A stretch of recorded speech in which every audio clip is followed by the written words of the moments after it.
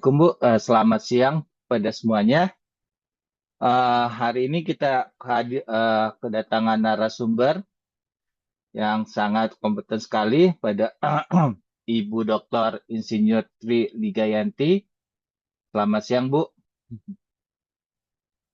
Selamat siang, Bapak Ibu. Oke, untuk para mahasiswa, oke, saya persilakan untuk masuk dulu. Oke, hari ini kita akan uh, mendengarkan pemaparan dari Ibu Liga mengenai Trend in Green Technology. Oke, kepada Ibu Triliga, saya persilakan Bu, mangga. Baik, terima kasih. Bismillahirrahmanirrahim. Assalamualaikum warahmatullahi wabarakatuh. Sebelum saya memulai share screen, saya ingin tahu dulu Pak Kiki, apakah yang mengikuti kuliah umum kali ini adalah mahasiswa yang sama yang mengikuti Cipta Karsa sebelumnya? Sepertinya sama. Gimana? Sebelumnya apakah sama? Ini sama ya? Iya, karena sebelumnya juga saya membawakan tema tentang green technology, tapi untuk mengantisipasi audiennya sama, saya sudah membuat bahan yang berbeda, istilahnya lebih ke pendalaman dari tema sebelumnya. Kalau tema sebelumnya saya akan berbicara dari histori sustainability, kemudian konsep keberlanjutan, kemudian tantangan mengembangkan teknologi hijau. Tapi untuk pertemuan kali ini saya akan spesifik lebih ke arah green industry dan implementasinya di Indonesia atau industri secara umum seperti itu, Pak Kiki. Oke, baik. Untuk teman-teman mahasiswa, apakah sebelumnya sudah mendapatkan kuliah mengenai Green Technology ini bersama Ibu Liga? Gimana? Kepada rekan-rekan mahasiswa, gimana? Apakah sebelumnya sudah mendapatkan pemaparan untuk tema yang sama mengenai green technology atau belum? Halo.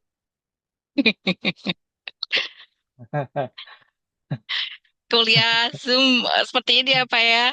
Oh Iya, belum Pak, makanya. oke. Udah Oke, ada belum. yang bilang belum, baik. Oke, baik. eh Terima kasih. iya, baik. Terima kasih Pak Kiki. Pertama-tama saya Baik, ingin Bu. memperkenalkan diri, Saya panggilnya Bapak Ibu ya, karena kan mahasiswa S2 sudah Ah, ya dianggap sebagai orang dewasa gitu. Jadi kita setara ya Bapak Ibu ya, kita berdiskusi bersama. ini masih, eh maaf, Bu. Ini masih mahasiswa S1, Bu. oh gitu, kirain Iya. untuk S2 Sustainability. Baik-baik. Bukan, bukan, Bu. Ya. Baik, iya. Mudah-mudahan nanti juga membawa wawasan ya, karena memang pada kuliah ini saya harapkan, karena di bahan saya juga sertakan referensi, jadi tentunya dengan akses informasi dan apa library ya Pak ya dari Universitas Pertamina, teman-teman bisa Bapak Ibu dapat mengeksplor lebih jauh semua literatur yang ada, ataupun jika tertarik untuk melakukan penelitian untuk tema green technology, tentunya sangat membantu dengan menggunakan yang saya berikan. Izin screen share sebentar.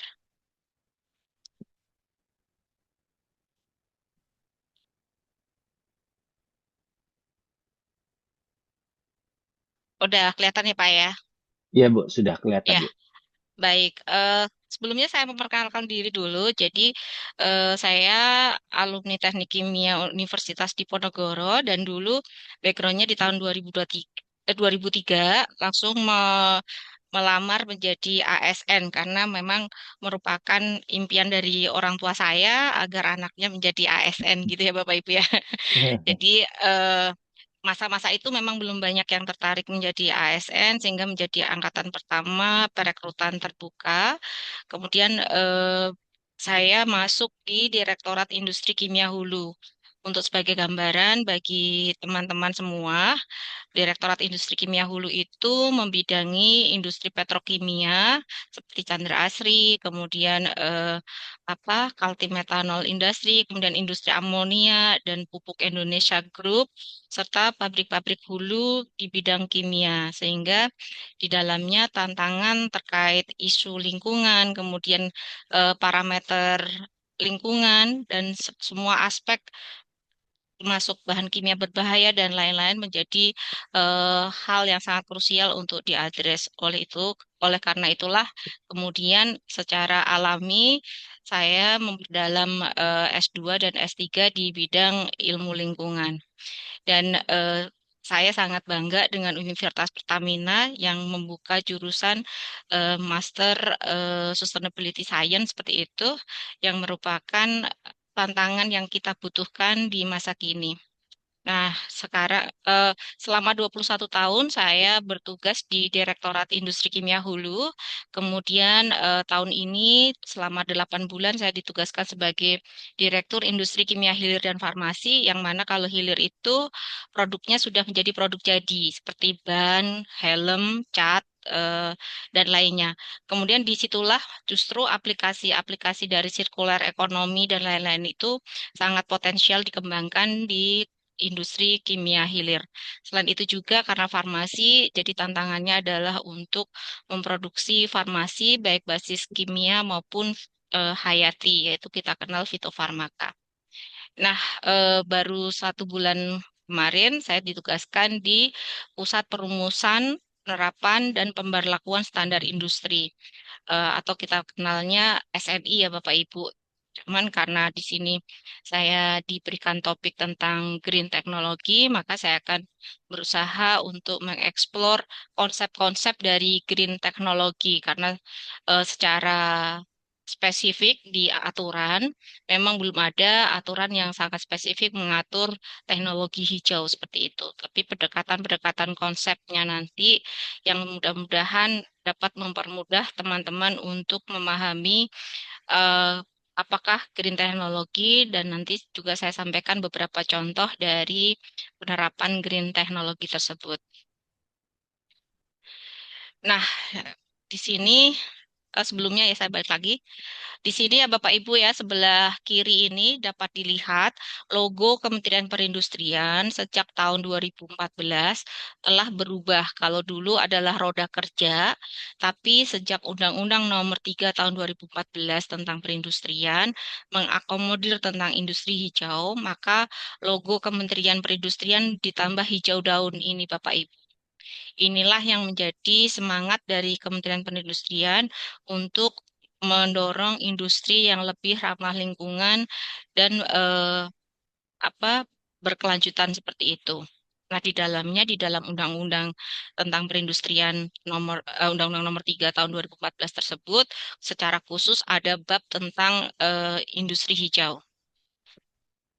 Nextnya di sini dalam Undang-Undang Nomor 3 Tahun 2014 disebutkan bahwa industri hijau adalah industri yang dalam proses produksinya mengutamakan upaya efisiensi dan efektivitas penggunaan sumber daya secara berkelanjutan sehingga mampu menyelaraskan pembangunan industri dengan kelestarian lingkungan, fungsi lingkungan hidup serta dapat memberi manfaat bagi masyarakat. Di sini eh, sangat jelas bahwa industri hijau ini menjadi elemen sangat penting dan akan menjadi cita-cita dari Kementerian Perindustrian bagaimana nanti industri existing bisa bertransformasi ke industri hijau. Nah, di dalam industri hijau tadi dari definisi dapat didefinisikan apa yang dicita-citakan, yaitu peningkatan efisiensi sumber daya. Sumber daya ini bermacam-macam ya teman-teman ya, bahan baku, air, energi, dan juga bahan kimia. Kemudian produk hijau dan bahan baku ramah lingkungan. Jadi dalam hal pemilihan raw material maupun menuju produk-produk yang lebih green.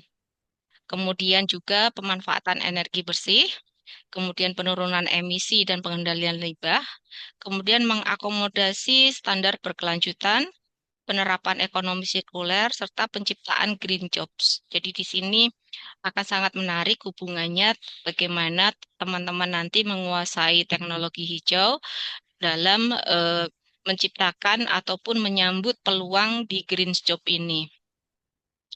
Kemudian di dalamnya selaras dengan definisi juga efisiensi sumber daya ini penerjemahannya adalah di efisiensi material input, penggunaan bahan baku alternatif, intensitas energi dan air rendah, pemanfaatan energi bersih dan energi terbarukan, kemudian ekonomi sirkuler, penggunaan teknologi rendah karbon. Nah, elemen-elemen dari efisiensi sumber daya inilah yang dituangkan nanti dalam standar industri hijau. Jadi, jika ada sebuah bisa diakses nanti ya contoh standar industri hijau untuk industri amonia contohnya. Nah, di dalamnya pasti ada angka-angka yang menjadi threshold karakteristik hijau di dalamnya. Nah, angka-angka dalam standar bagaimanapun sebuah standar itu diciptakan secara bersama-sama stakeholder untuk mensepakati batas ambang yang tujuh seperti itu. Itu pun mempertimbangkan tingkat teknologi, kemudian kemampuan dari industri itu untuk bertransformasi hijau dengan benchmark terhadap benchmark industri sejenis secara regional. Contohnya misalkan di industri amonia, maka pembandingnya adalah benchmark standar energi, misalkan konsumsi energi atau material input di Eropa, seperti itu. Intinya adalah angka-angka yang sudah publish secara internasional.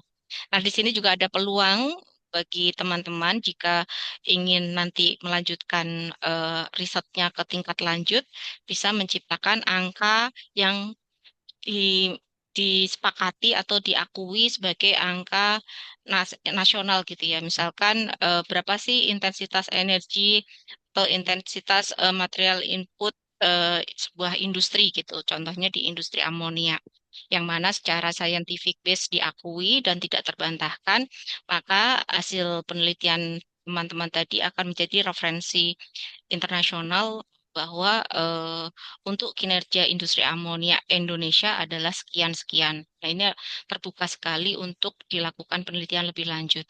Kemudian dari sisi fungsi lingkungan, tentunya ada threshold untuk pengelolaan limbah industri, syarat-syarat apa saja yang harus dilakukan dalam menghandling limbah industrinya, kategorinya apakah limbah B3, kemudian apakah limbah non B3, ataukah limbah non B3 sumber spesifik.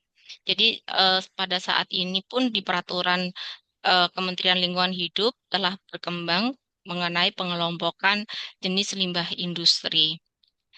Dan tiap dari jenis kategori limbah industri itu memiliki konsekuensi hukum atau peraturan yang spesifik ya, berbeda-beda dari kelompok satu maupun kelompok lain. Kemudian dari pengelolaan emisi. Dan ini pun di dalam aplikasinya Kementerian Lingkungan Hidup telah menerbitkan angka ambang batas emisi bagi setiap sektor. Jika setiap sektor itu belum memiliki angka batas emisi tertentu, maka mereka mengikuti ambang batas emisi average atau rata-rata secara umum.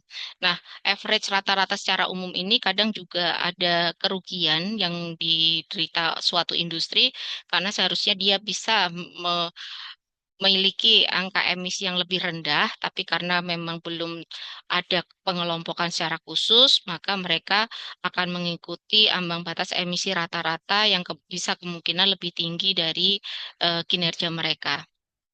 Kemudian juga tuntutan dari Paris Agreement, di mana tentang Kyoto Protocol di perubahan iklim, maka ada juga target untuk penurunan emisi GHG. Kemudian juga di dalam standar industri hijau akan menjabarkan berapa manfaat sebuah industri itu bagi masyarakat. Nah, di sini ada kriteria pemberdayaan masyarakat, dapat berupa CSR, kemudian program berkelanjutan dan lainnya, kemudian capaian proper, kemudian juga peningkatan kapasitas SDM berkelanjutan, yaitu pelatihan-pelatihan atau kompetensi yang diberikan kepada SDM-nya dalam hal isu lingkungan. Seperti itu. Nah, kita juga sudah mengenal di dalam visi dan misi pembangunan Bapak Presiden Prabowo yang diterjemahkan dalam Asa Cita yang mengusung tentang ekonomi hijau. Sehingga kami Kementerian Perindustrian sangat bangga karena sudah jauh-jauh hari di 2014 meletakkan elemen dasar industri hijau yang selaras dengan ekonomi hijau, yaitu ekonomi yang rendah karbon, hemat sumber daya, dan inklusif secara sosial. Saya berhenti dulu satu slide ini. Pak Kiki, saya tanya nanti pertanyaannya apakah setelah selesai paparan? Mungkin setelah selesai paparan saja, Bu. Oh, baik, ya, Iya. baik, ya. Saya lanjutkan. Selanjutnya, tadi saya sudah menyebut bahwa elemen-elemen dari industri hijau ditampung dan disusun dalam sebuah standar industri hijau. Nah, standar industri hijau ini mirip SNI, Bapak Ibu. Kalau SNI itu memberikan parameter mutu pada suatu produk ya. Intinya adalah contoh di dalam produk elektronik, dia apa emisi atau hantaran panasnya berapa yang bisa ditolerir di alat itu. Kemudian apa keamanannya seperti apa. Nah, di SIH ini juga mirip seperti itu, seperti SNI, namun ini SNI bagi kinerja sebuah industri. Jadi diterjemahkan sebagai pedoman bagi perusahaan industri untuk menjalankan proses produksi yang ramah lingkungan dan efisien. Nah, mungkin ada yang bertanya, apakah di dalam SIH itu ada level-level seperti proper? Proper ada proper emas, ada proper hijau, biru, kemudian merah, dan hitam. Nah, di standar industri hijau ini tidak ada leveling seperti itu ya, teman-teman ya. SIH adalah sebuah threshold bagaimana sebuah industri itu bisa dikategorikan sudah hijau ataukah belum. Jadi hanya dua penilaian saja. Kalau dia memenuhi semua angka thresholdnya, maka dia dapat diberikan sertifikat SIH. Sedangkan apabila belum, maka mereka belum dapat diberikan SIH. Dan di dalam SIH ini ada logonya ya Bapak Ibu ya. Nanti saya tunjukkan. Nah, di sini mungkin saya akan mengulang dari hal-hal yang diinginkan dalam industri hijau. Ada dua kelompok aspek yang dinilai, yaitu aspek manajemen dan aspek teknis. Aspek manajemen adalah bagaimana komitmen puncak organisasi dalam berkomitmen untuk menciptakan industri hijau. Kemudian ada audit internal dan tinjauan manajemen. Ini adalah rating gitu ya Bapak Ibu untuk melakukan improvement di dalam manajemen organisasi untuk meningkatkan kinerja lingkungannya. Kemudian terdapat perencanaan strategis. Kemudian ada CSR tadi, ada alokasi manfaat perusahaan kepada masyarakat. Ini tidak selalu dalam hal program cash and carry. Justru CSR yang diharapkan adalah selaras dengan di proper, yaitu program-program yang berkelanjutan. Contohnya adalah apa? Pembimbingan dari IKM, kemudian penanaman mangrove, pembentukan masyarakat marginal yang berkelanjutan seperti itu. Kemudian juga tetap ada bantuan secara finansial dalam hal peningkatan kehidupan masyarakat di sekitar industri itu. Kemudian dilaksanakan pelaksanaan dan pemantauan. Jadi ini pun akan di-rating antara pelaksanaan pemantauannya secara reguler dan berkala dengan pelaksanaan dan pemantauan yang hanya bersifat insidental. Kemudian ketenagakerjaan tadi dapat saya sampaikan ada pelatihan-pelatihan terhadap SDM tentang pemahaman kinerja lingkungan. Kemudian di aspek teknis ini lebih ke arah angka-angka yang menjadi indikator kinerja sebuah industri itu. Dari aspek teknis seperti bahan baku, nah dalam menghasilkan 1 ton bahan baku atau satu satuan volume tertentu bahan baku sebuah produk, maka ada angka yang menjadi kriteria bahwa kinerjanya efisien ataupun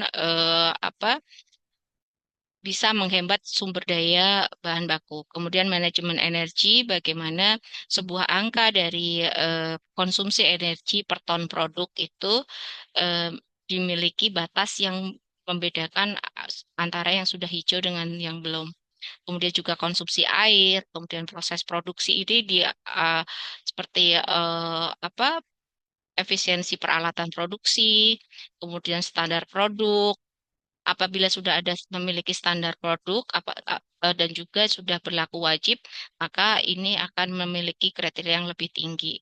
Kemudian di kemasan, kemasannya apakah dilakukan daur ulang ataukah tidak, itu pun akan menjadi pembeda.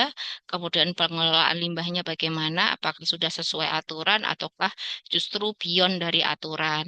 Kemudian juga emisi GRK-nya. Ini semuanya di aspek teknis ini lebih ke arah angka-angka yang harus dilewati suatu industri. Nah, dalam penetapan standar industri hijau itu sangat spesifik di jenis industri dengan mengikuti KPLI. Jadi kalau apa pengenal izin berusaha suatu industri itu dikenali dengan KPLI. Ini KBLI adalah sebuah pedoman yang dikeluarkan oleh BPS yang dapat mengindikator semua lapangan berusaha yang ada di Indonesia. Jadi semuanya ada dari perikanan, kehutanan, sampai perindustrian, perdagangan, sampai pengolahan limbah, itu semuanya sudah ada KBLI untuk memudahkan eh, jenis usaha tersebut. Karena peraturan-peraturan teknis yang berkembang pun sudah mengidentifikasi KBLI-nya, biar lebih mudah untuk penetapan bahwa untuk industri ini terkelompok dalam KBLI tertentu. Nah, dalam hal pelaksanaan sertifikasi standar industri hijau dilakukan oleh Lembaga Sertifikasi Industri Hijau atau LSIH. Sampai saat ini sudah ada 39 peraturan Menteri Perindustrian, kemudian 62 nomor standar industri hijau, kemudian jumlah sertifikat SIH yang sudah dikeluarkan adalah 149 karena memang masih bersifat sukarela ya Bapak Ibu. Kemudian lembaga sertifikasinya saat ini 24 lembaga, kemudian auditor yang tersertifikasi karena memang harus memiliki kompetensi SKKNI di bidang industri hijau, terdapat 92 orang auditor. Kemudian jumlah jumlah sertifikat ini kenapa berbeda dengan jumlah industri? Karena sangat mungkin dalam satu industri memiliki lebih dari satu bidang usaha. Contohnya di pupuk ya Bapak Ibu ya, amonia itu digabung dengan eh, ZA dan TSP, sehingga misalkan satu pabrik amonia gitu, dia bisa memiliki 3 sertifikat SIH. Nah, inilah kenapa jumlah industri dan jumlah sertifikat SIH itu berbeda. Nah, sebaran dari industri ini 96 itu berasal dari 140 lokasi. Jadi, bisa jadi satu industri yang memiliki lebih dari satu pabrik eh, dikategorikan SIH-nya dalam satu sertifikat. Jadi, melihat kinerja SIH itu secara korporasi gitu ya Bapak Ibu, bukan per lokasi pabrik. Kalau SNI saat ini memakai per lokasi pabrik, tidak memakai istilah korporasi.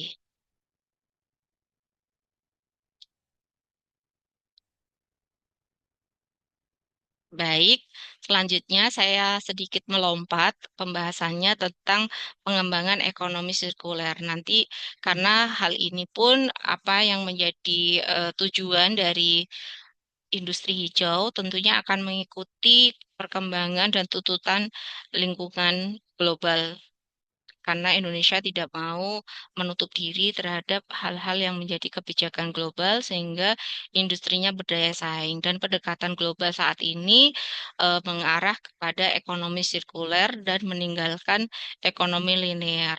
Secara umum, ekonomi sirkuler adalah seminimal mungkin menekan limbah yang tidak dapat digunakan lagi. Jadi makin tidak ada limbah yang tidak bisa digunakan lagi, maka makin sirkuler sebuah aktivitas. Nah, apakah mungkin sebuah aktivitas industri itu bisa sirkuler penuh? Kemungkinan itu memang masih kecil, namun bagi industri-industri yang berbasis agro, sangat mungkin untuk memenuhi sirkuler penuh. Contohnya adalah di industri misalkan contohnya itu di tebu gitu ya Bapak Ibu ya. Tebu itu bisa menghasilkan gula, sedangkan limbah dari gula, molasses itu adalah bahan baku untuk membuat monosodium glutamat.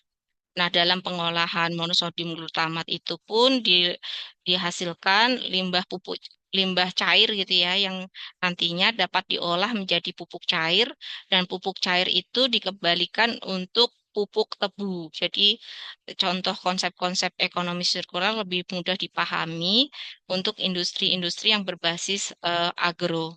Sedangkan untuk industri-industri yang berbasis tidak terbarukan, seperti semen, keramik, kemudian mungkin juga kimia. Nah, untuk bersirkuler secara penuh mungkin sulit seperti itu Bapak Ibu, tapi ada juga karakteristik dari produknya nanti yang memiliki tingkat sirkuler tinggi. Contohnya adalah di biji plastik. Karena plastik adalah merupakan molekul yang memiliki tingkat sirkuler paling tinggi. Kemudian selanjutnya turunan dari pengembangan industri hijau dan standar industri hijau sebagai pengetahuan teman-teman karena dalam hal mengusung sebuah kebijakan biasanya ada hierarki peraturan perundang-undangan. Nah, di sini dasar hukumnya tadi saya sampaikan di Undang-Undang Nomor 3 Tahun 2014 tentang perindustrian, kemudian di Peraturan Pemerintah Nomor 14 Rencana Induk Pembangunan Industri Nasional, dan saat ini pun kami sedang melakukan pembaharuan RIPIN itu karena memang mengikuti dari pembaruan visi dan misi kebijakan pembangunan secara nasional yaitu di RPJPN dan RPJPFN. Kemudian juga kita juga sudah punya peraturan pemerintah nomor 41 tahun 2015 tentang pembangunan sumber daya industri. Selanjutnya, peraturan pemerintah nomor 29 tahun 2018 tentang pemberdayaan industri, kemudian di tujuan pembangunan berkelanjutan yang diatur di Perpres nomor 59 tahun 2017. Jadi di sini tentang Sustainability Development Goals SDGs itu pun sudah diadopsi pemerintah dalam peraturan perundang-undangannya. Kemudian ini tadi saya sudah sampaikan ada RPJMN dan ini pun sudah ada pembaruannya. Kemudian di sini juga ada peraturan Presiden nomor 83 tahun 2018 tentang penanganan sampah laut. Nah, ini makin meningkatnya isu terkait menjaga keberlanjutan wilayah atau kuota biota dari laut kita itu, terutama tidak rusaknya biota-biota laut atau marine debris kalau kita bilang.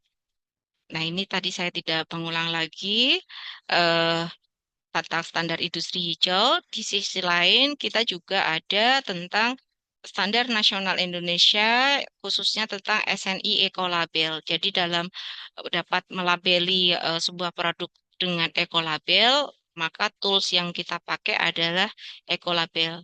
Contohnya Ecolabel yang sudah ada adalah Ecolabel di produk-produk hasil daur ulang, kemudian juga produk cat yang sudah menggunakan bahan-bahan lebih ramah lingkungan. Baik, saya cukupkan dulu. Nah, next, sekarang kita lebih mengarah ke konseptual ya, teman-teman ya, apa tentang teknologi hijau. Jadi, di dalam Undang-Undang Nomor 3 Tahun 2014 tentang perindustrian sudah dijabarkan apa yang dimaksud teknologi industri. Teknologi industri adalah hasil pengembangan, perbaikan, invensi, dan atau inovasi dalam bentuk teknologi proses dan teknologi produk, termasuk rancang bangun dan perekayasaan, metode, dan atau sistem yang diterapkan dalam kegiatan industri. Jadi di dalam Undang-Undang Perindustrian pun sudah ada apa itu teknologi industri. Nah, tadi yang sudah saya sampaikan bahwa di Undang-Undang tentang Perindustrian adanya baru pengertian tentang industri hijau dan standar industri hijau. Tapi kalau secara spesifik teknologi industri hijau memang belum belum ada ya, belum dicantumkan di dalam undang-undang. Jadi di sini saya paparkan beberapa pengertian teknologi hijau dari referensi yang ada. Yang pertama adalah dari UNEP, Badan Dunia untuk Perlindungan Lingkungan seperti itu, yang mendefinisikan teknologi ramah lingkungan adalah teknologi yang mengurangi risiko lingkungan dan ekologis serta mempromosikan pembangunan berkelanjutan. Jadi ini selalu di dalam CD saya akan menggunakan kata berkelanjutan ya Bapak Ibu, dan saya memang sangat suka dengan kata sustainability. Eh, di riset S3 saya juga mengambil topik sustainability. Jadi kalau riset topik sustainability itu agak lebih berat dari yang lain karena kita akan mengakses dari tiga, tiga sektor atau triple bottom line of sustainability, yaitu ekonomi, sosial, dan lingkungan yang digambarkan dalam segitiga sama kaki berkeseimbangan. Sehingga tidak berat sebelah, seimbang dari tiga faktor ekonomi, lingkungan, dan sosial. Kemudian dari OECD, yaitu Organisasi dari Ekonomi Negara-Negara Maju, teknologi ramah lingkungan didefinisikan sebagai teknologi yang mengurangi polusi, menghemat sumber daya alam, dan mengurangi limbah. Sedangkan dari referensi literatur, saya dapat dari Chen, di sini saya cantumkan literaturnya, nanti bisa dibaca. Teknologi hijau sebagai teknologi yang dirancang untuk menggunakan sumber daya alam secara efektif dan efisien sekaligus meminimalkan dampak buruk lingkungan. Jadi kalau kita lihat semuanya berpunya apa ya keterkaitan ya, yaitu lebih ke arah ramah lingkungan, kemudian mengurangi polusi, kemudian menghemat sumber daya. Jadi aspek-aspek dari hijau yang diterjemahkan dalam standar industri hijau itu pun bisa kita katakan mengakomodir dari cakupan dari teknologi hijau seperti itu. Nah, untuk melakukan pendekatan apakah teknologi hijau, di sini eh, dari referensi yang kami dapatkan, kerangka untuk menunjang teknologi itu hijau ada 6 pendekatan, yaitu satu adalah kimia hijau, green chemistry, yang ini pun saya tahu bahwa Universitas Pertamina sedang ada kerjasama dengan Kementerian Perindustrian, serta dengan UNIDO dan dengan Yale University terkait pengembangan green chemistry. Kemudian yang kedua adalah rekayasa hijau, green engineering. Kemudian yang ketiga ekoefisiensi, keempat produksi bersih, lima sistem proses berkelanjutan, enam industri 4.0, industri digital seperti itu. Nah, mungkin dari yang akan saya sampaikan berikutnya, antara kerangka 1 sampai 5 itu ada irisan-irisan yang sama. Sedangkan yang sangat berbeda adalah di nomor 6. Bagaimana digitalisasi sangat menunjang untuk terciptanya teknologi hijau. Karena memang tujuan dari digitalisasi adalah penghematan sumber daya gitu ya Bapak Ibu ya. Next. Nah, di sini untuk kimia hijau, green chemistry, sampai saat ini belum ada teori terbaru ya.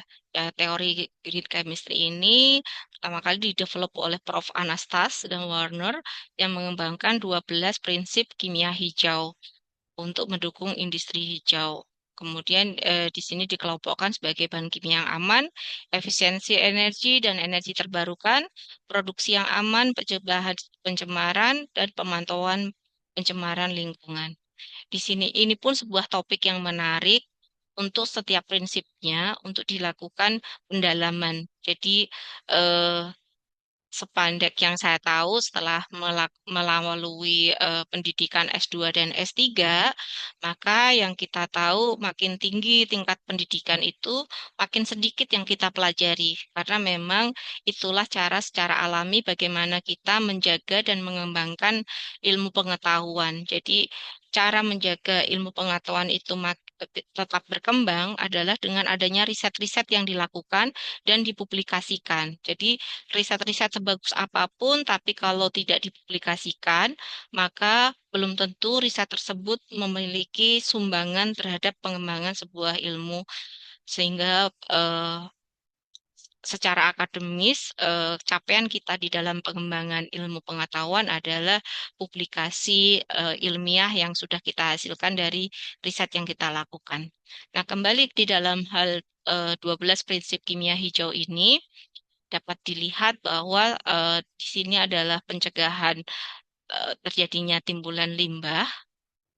Nah, ini tentunya sangat kaitan dengan perencanaan sebuah sistem produksi. Jadi bagaimana pemilihan proses produksi, kemudian eh, pemilihan bahan baku dan lain-lainnya. Jadi pencegahan adalah menjadi aspek nomor satu. Kemudian yang nomor dua adalah ekonomi atom. Saya minta maaf ya kalau di sini ada yang berbackground bukan kimia atau bukan teknik kimia. Tapi eh, intinya di kimia hijau itu tidak melulu tentang hanya kimia saja ya. Tapi ada beberapa prinsip ini yang sangat kimia. Saya tidak membohongi itu ya. Jadi contohnya adalah di ekonomi atom, bagaimana menggunakan semua atom yang dalam reaksi kimia untuk menghasilkan produk yang diinginkan. Jadi di sini bagaimana pemilihan jalur reaksi kimia yang lebih efisien seperti itu Bapak Ibu. Kemudian yang ketiga adalah sintesis kimia yang kurang berbahaya. Menggunakan bahan kimia yang kurang berbahaya dalam sintesis kimia. Nah, ini mungkin memang kita harus selalu mengikuti perkembangan ilmu pengetahuan ya Bapak Ibu.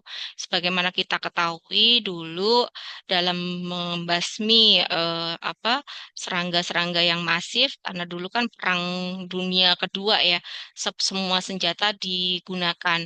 Nah, salah satu senjata yang digunakan adalah senjata biologi. Jadi, senjata biologi itu bagaimana menginvasi sumber-sumber pertanian dengan jenis sebuah insek yang berbahaya, serangga yang berbahaya, sehingga mengakibatkan gagal panen. Gagal panen kan tentunya menyebabkan negara itu kekurangan bahan pokok, sehingga melemahkan kemampuan mereka perang. Nah, dari kondisi yang mengancam itu, kemudian para saintis ditugaskan untuk menemukan pestisida yang mampu melawan senjata biologi itu. Maka ditemukanlah DDT gitu. Nah, DDT pada zaman itu sangat manjur gitu ya Bapak Ibu untuk membasmi insektisida. Namun dengan perkembangan penelitian diketahui bahwa DDT itu memiliki risiko kesehatan yang sangat berbahaya dan dalam proses produksinya pun dapat memberikan limbah yang cukup berbahaya di perairan maupun udara. Sehingga eh, pada saatnya dalam perkembangannya DDT itu termasuk pestisida yang dilarang. Kemudian juga ada jenis-jenis lain seperti aldrin, dieldrin, dan lain. Nah, untuk mengantisipasi bahan kimia berbahaya tertentu ini, UNEP pun sekarang memiliki lebih dari 3 konvensi. Konvensi itu kesepakatan PBB dalam membuat kebijakan secara global. Nah, di dalam hal kimia ini banyak konvensi, yaitu konvensi Minamata untuk merkuri, kemudian konvensi Rotterdam untuk pestisida berbahaya, kemudian juga ada konvensi Stockholm untuk persisten organic pollutants. Jadi di dalam hal ilmu kimia ini dan hubungannya dengan UNEP itu sangat erat ya Bapak Ibu ya. Jadi banyak konvensi berbasis bahan kimia berbahaya ini yang sudah dikeluarkan oleh PBB dan kita Indonesia sebagai negara anggota PBB harus tunduk ketika meratifikasi konvensi tersebut. Jadi sekarang pun Indonesia sudah melarang DDT dan sejumlah jenis pestisida tertentu. Kemudian nomor 4 adalah perancangan bahan kimia yang lebih aman. Karena seperti tadi di dalam hal contoh di DDT, bahan kimia mungkin saat ini tidak diketahui bahwa ini lebih berbahaya. Nah, dengan berjalannya pengetahuan, maka akan didapatkan bahan kimia yang direkomendasikan dan sudah diteliti lebih aman daripada bahan kimia selanjutnya. Kemudian solvent dan bahan tambahan yang lebih aman. Ini pun contohnya adalah banyak sekali solvent-solvent yang digunakan di industri, contohnya di cat ataupun di pelumas yang menggunakan solvent-solvent hidrokarbon. karena memang hidrokarbon itu memiliki sifat-sifat yang lebih unggul, lebih tahan lama, dan sangat ekonomis seperti itu ya Bapak Ibu. Namun kita perlu tahu bahwa bahaya hidrokarbon itu ketika rilis ke lingkungan secara bebas, karena kalau penggunanya adalah masyarakat umum, maka dapat kita ketahui dalam pengelolaan limbahnya hampir nyaris tidak ada pengelolaan seperti itu ya. Jadi kalau kita bisa dibilang, kalau Bapak Ibu ditanya mungkin apa sih yang paling mencemari lingkungan? Mungkin kemungkinan dua jawaban yang akan Bapak Ibu sampaikan. Pertama adalah industri, yang kedua adalah transportasi. Seperti itu ya Bapak Ibu ya. Saya boleh ada dialog? Boleh? Apakah demikian Bapak Ibu kalau ditanya aktivitas manusia apa sih yang paling mencemari lingkungan? Industri ya Pak Silakan. ya. Ya, Pabrik silakan gitu ya Pak. rekan mahasiswa. Ya pabrik gitu kan, terus apa eh, mobil kendaraan umum gitu. Padahal ada aktivitas yang sangat dekat dengan kita yang justru nyaris tidak ada pengelolaan limbahnya. Apa itu Bapak Ibu? Pencemaran air. Karena kalau kita ketahui, setiap rumah tangga itu setiap bulan akan belanja keperluan rumah tangga. Nah, di dalamnya kemungkinan akan mengandung solvent-solvent ini, yaitu adalah karbol, deterjen, sabun, kemudian apa yang buat pembersih lantai. Nah, bisa bisa Bapak Ibu bayangkan setiap rumah tangga belanja solvent-solvent dan bahan kimia tadi berapa per bulan? Mungkin ada 5 liter ya. 5 liter itu satu rumah. Nah, bagaimana ketika sebuah pulau atau kita bilang Pulau Jawa yang penduduknya berapa ya kalau Pulau Jawa ya? Eh Berapa ya Pak? Kalau kalau rumah aja deh ya, rumah ya. Kayak 1 juta gitu ya, 1 juta rumah. Nah, 1 juta rumah tadi per bulan kita bilang 5 liter. Berarti kan ada 5 juta liter tuh yang akan terbuang ke lingkungan. Nah, badan air tempat pembuangan limbah domestik kita tidak memiliki municipal waste seperti di negara-negara maju. Semuanya secara apa? Secara langsung dibuang ke lingkungan seperti itu. Nah, inilah yang bahaya laten yang tidak kita sadari. Padahal itu adalah aktivitas kita sehari-hari.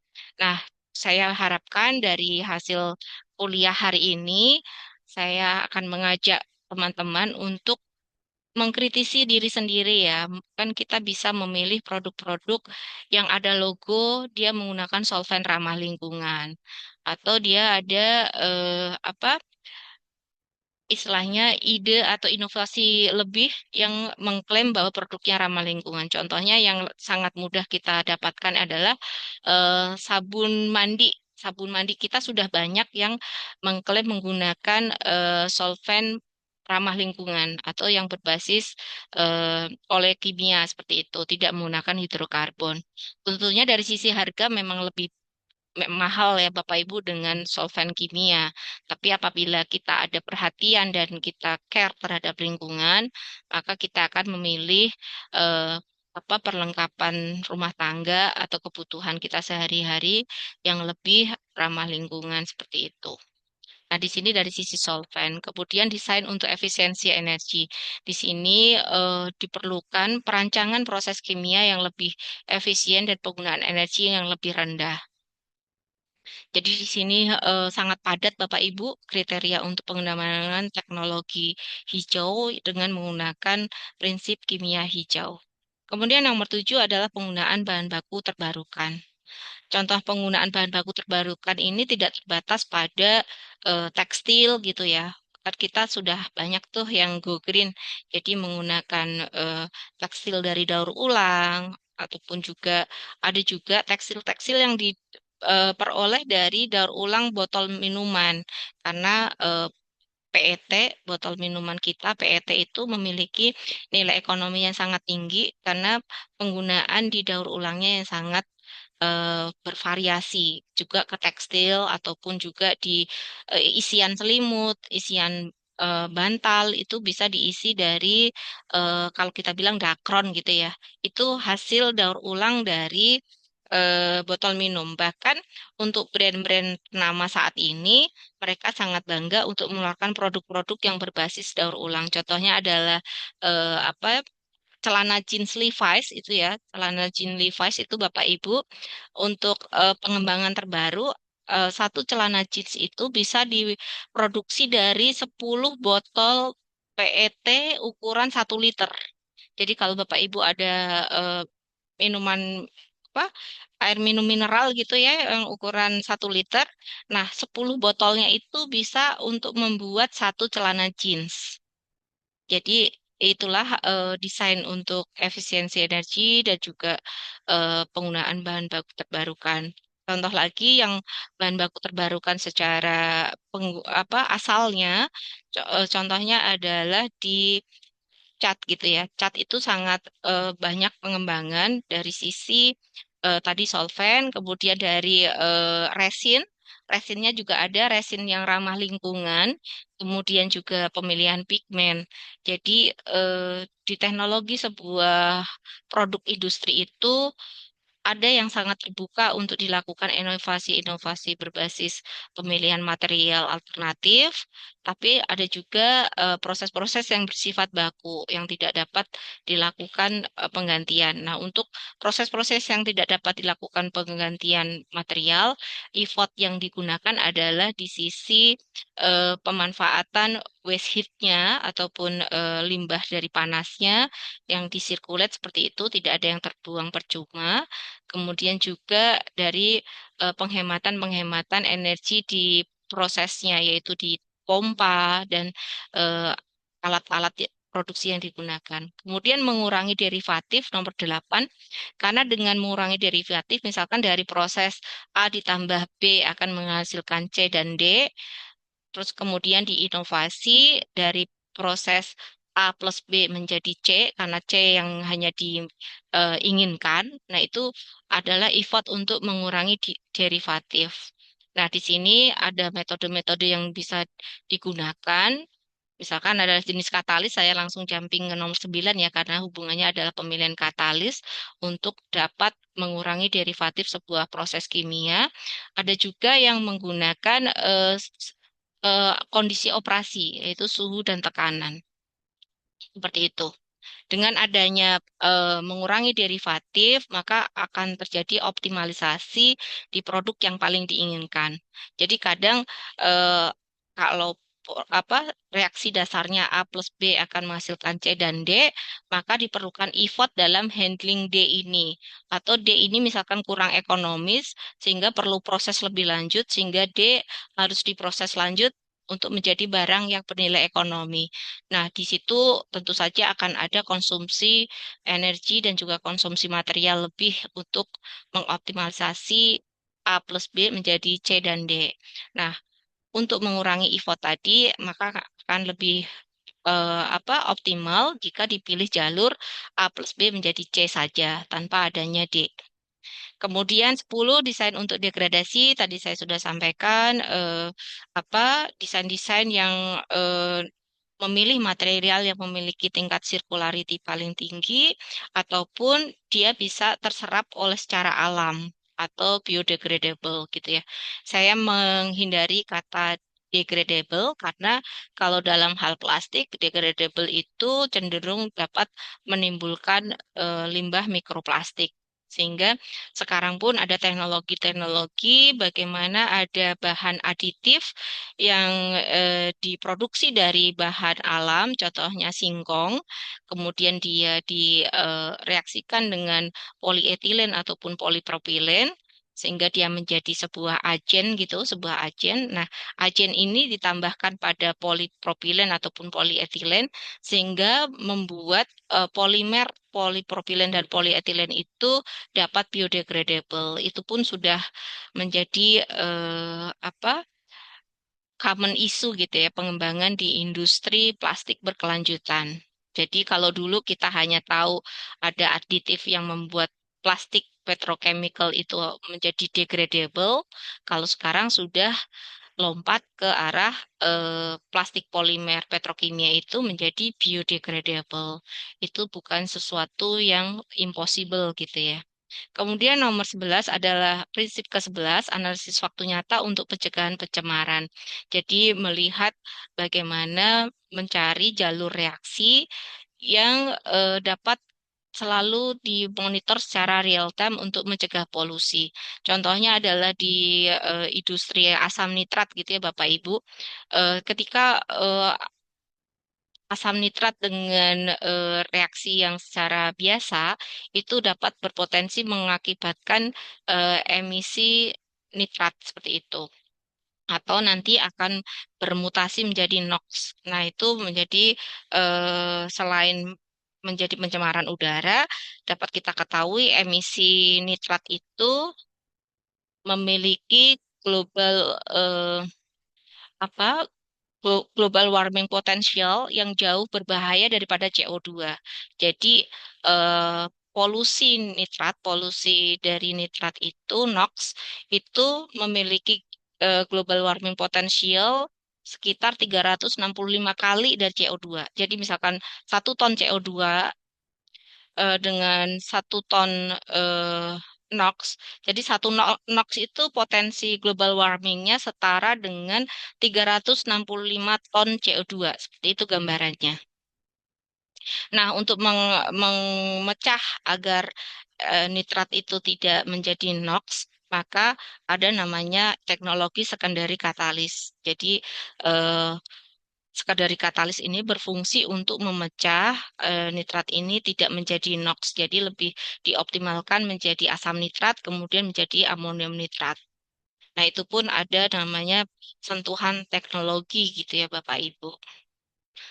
Kemudian prinsip ke-12 adalah kimia yang lebih aman untuk pencegahan kecelakaan. Ini sama hubungannya dengan eh, pemilihan bahan kimia yang lebih aman dan lain-lain, tapi ini lebih ke arah pemilihan teknologi terbaru. Biasanya teknologi terbaru adalah teknologi yang koreksi dari teknologi sebelumnya. Mungkin teman-teman pernah mendengar tentang ledakan Chernobyl gitu ya, atau membaca sejarah tentang tragedi Minamata di Jepang. Bagaimana dari sebuah aktivitas industri yang menghasilkan merkuri, kemudian merkuri itu di lingkungan menyebabkan merkuri organik, misalkan alkil merkuri gitu. Nah, alkil merkuri ini bersifat bioakumulatif, tidak dapat dapat terurai di lingkungan, kemudian terakumulasi di biota laut yaitu ikan. Nah, konsumsi di Teluk Minamata masyarakatnya mengkonsumsi ikan sehingga terakumulasi jumlah merkuri organik yang sangat tinggi di dalam tubuhnya sehingga menyebabkan kerusakan endokrin dan juga kerusakan saraf. Nah, itulah kenapa sangat populer dengan tragedi Minamata. Karena dahulu dari awal ketika populasi kurang masif, alam itu masih bisa menyediakan kebutuhan yang dibutuhkan oleh manusia saat itu. Namun dengan perkembangan jumlah manusia yang kemudian kebutuhan makannya tidak dapat disediakan secara alami oleh alam, maka dibutuhkan teknologi di teknologi pertanian. Teknologi pertanian contohnya adalah pupuk dan pestisida. Nah, tentunya pupuk dan pestisida juga butuh pengembangan industri. Nah, kemudian ditemukan cara industri yang masif gitu ya Bapak Ibu ya untuk mengatasi kegagalan panen gandum dan lainnya atau kata waktu itu kita bilang eh, wheat tragedy gitu. Nah, yang kemudian mengakibatkan industrialisasi yang masif. Nah, itulah di periodisasi teknologi itu selalu dilakukan koreksi untuk perbaikan di masa yang akan datang. Kemudian berikutnya rekayasa hijau, ini pun juga dikembangkan oleh Prof. Anastas dan Zimmerman yang sebelumnya. Nah, di dalamnya ini mirip ya dengan 12 prinsip di kimia hijau. Namun di dalamnya ini lebih umum.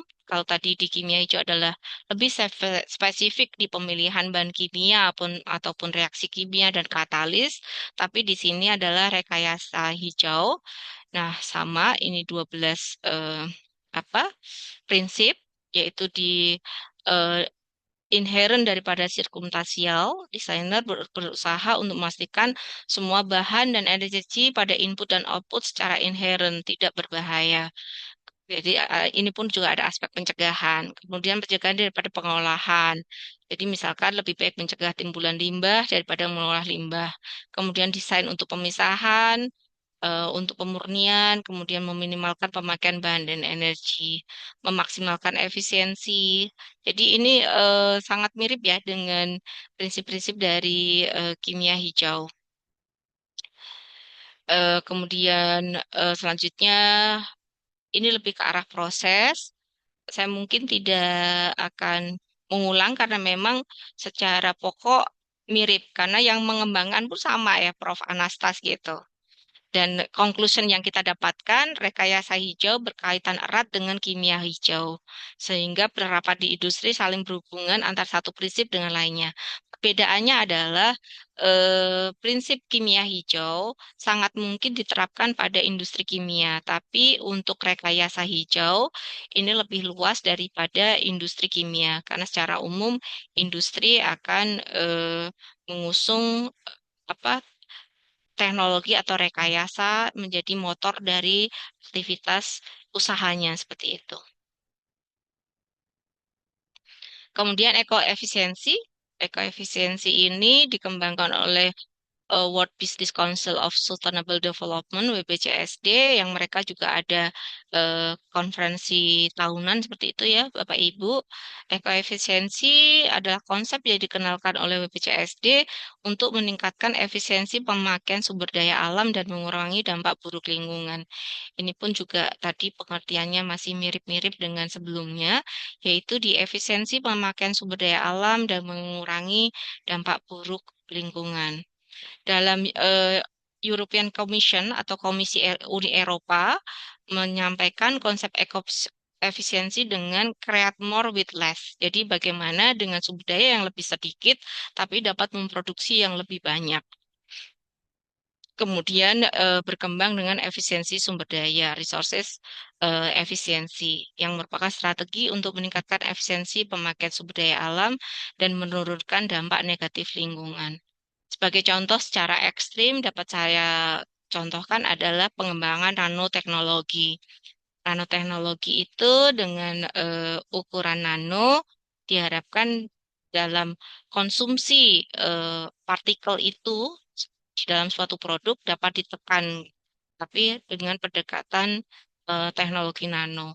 Tapi dapat kita sampaikan juga ya, nano juga memiliki potensi berbahaya ketika bahan nano tersebut terilis secara bebas di lingkungan. Jadi penggunaan nanomaterial pun juga perlu penanganan atau handling khusus. Nah, ekoefisiensi eh, dapat dicapai dengan 7 pendekatan utama dengan kata reduce gitu ya. Kan kalau ini disingkat huruf pertamanya adalah reduce gitu ya untuk menyingkatnya. Oh, kurang S ya, reduces gitu ya. Service intensity is increase. Jadi pertama adalah reduce material intensity, kemudian energy intensity, intensitas energi, kemudian dispersion of toxic substances is reduced. Ini juga pengurangan bahan-bahan berbahaya, kemudian melakukan daur ulang, baik untuk pengolahan limbahnya ataupun byproduct, ataupun air, ataupun energi. Jadi recycling ini tidak selalu terasumsi dengan produk yang dihasilkan, tetapi dari semua siklus produksi. Jadi dari penghematan air, penghematan energi, kemudian penghematan bahan baku, kemudian penanganan produk gagal. Nah, ini semuanya bisa dilakukan upaya recycling. Kemudian kapitalis on use of renewables, jadi mengoptimalkan penggunaan energi terbarukan. Bahkan Bapak Ibu sekarang kalau berkunjung ke industri, kalau di atap peralatan industri kan lihat-lihat tipe prosesnya ya. Karena kalau di industri kimia kan banyak yang open open gitu tanpa roof gitu. Tapi dapat dipastikan untuk gudang ataupun perkantorannya itu hampir semuanya sudah menggunakan solar cell panel gitu. Jadi industri pun sudah mengoptimalkan bagaimana penggunaan energi yang bisa dialihkan ke penggunaan energi terbarukan. Jadi upaya yang paling mudah adalah penggunaan solar panel. Dan yang paling utama menjadi sasaran untuk diterapkan solar panel adalah di area gudang. Kemudian nomor 6 adalah extend product durability, bagaimana meningkatkan daya tahan produk.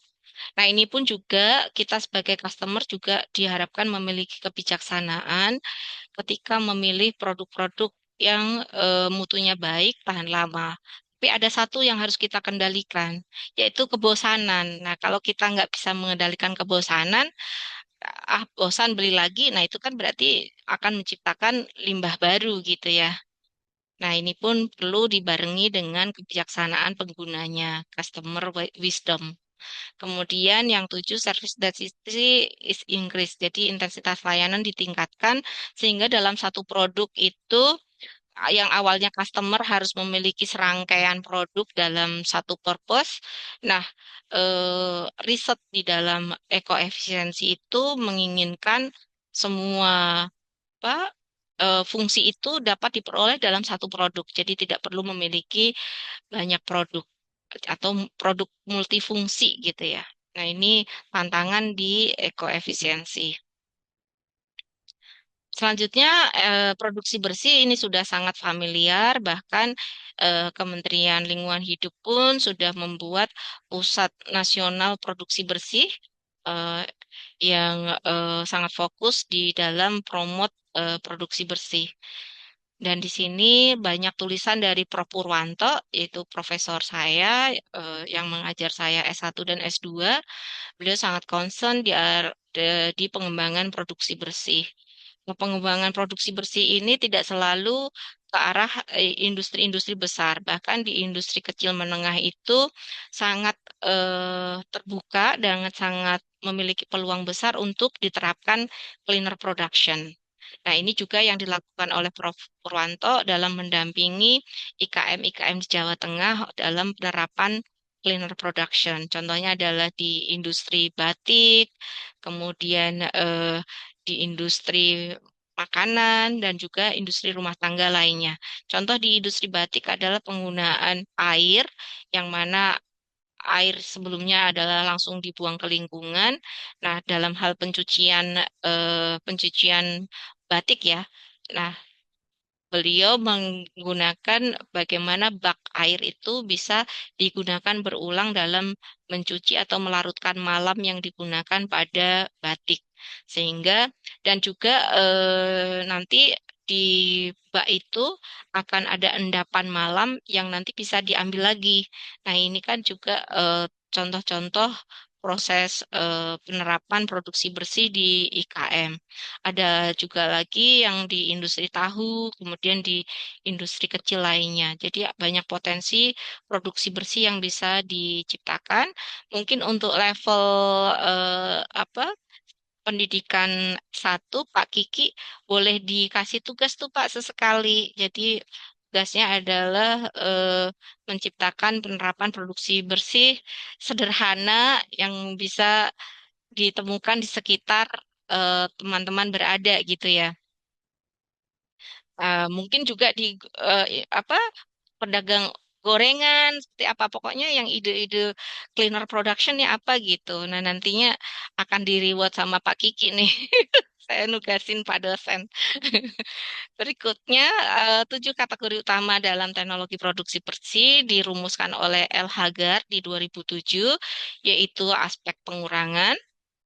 Pengurangan ini di pengelolaan yang baik dan perubahan proses. Jadi improvement proses pun selalu dilakukan evaluasi dalam rangka pengurangan konsumsi sumber daya tadi ya. Kemudian perubahan bahan masukan menggunakan bahan baku yang lebih ramah lingkungan. Jadi inovasi penggunaan bahan baku alternatif.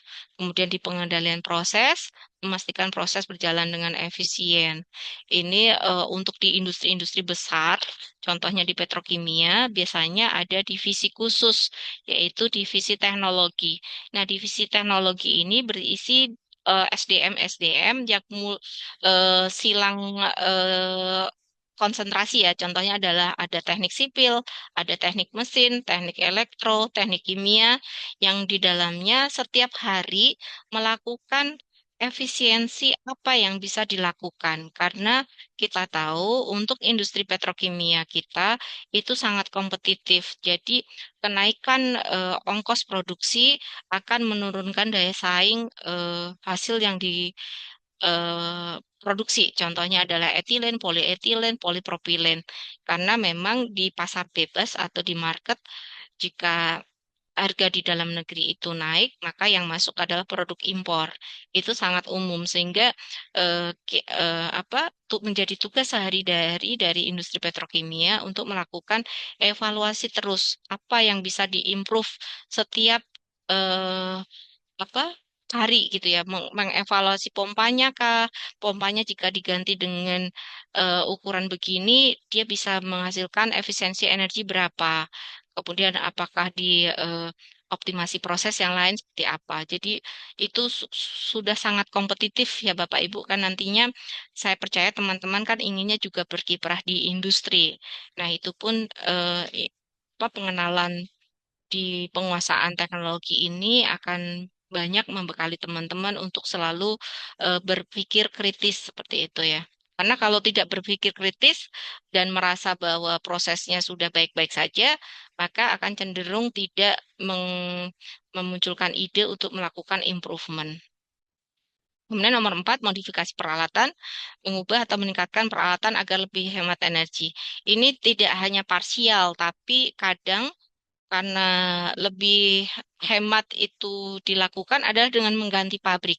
Nah, ini terjadi di industri pupuk kita. Jadi kita tahu industri amonia urea kita banyak yang umurnya sudah lama atau di atas 30 tahun.